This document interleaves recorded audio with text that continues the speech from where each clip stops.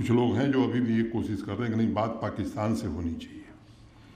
जब तक वहाँ बात नहीं होगी तब तक यहाँ सुरक्षा नहीं हो सकती है। इस बात को मैं पूरी दृढ़ता के साथ खारिज करता हूँ।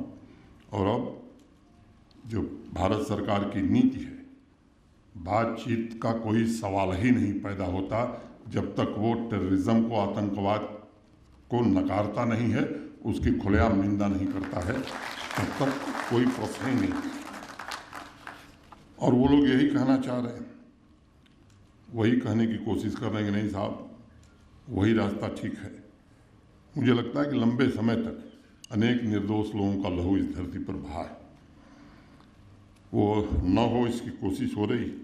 आतंकी संगठनों और उनके सरपरस्तों की मैं कह सकता हूं कि कमर टूट चुकी है, आखिरी सांसें ले रहे हैं। अगर मैं महाभारत में अभिमन्यु की बात करूं तो 6 फाटक फोर्सेस ने तोड़ दिया है, 7वां फाटक बचा है। और डीजीपी साहब मंच पर बैठे हैं। मैं उम्मीद करता हूं कि 7वां फाटक भी जल्द टूटे, इसकी हर कोशिश की जाएगी।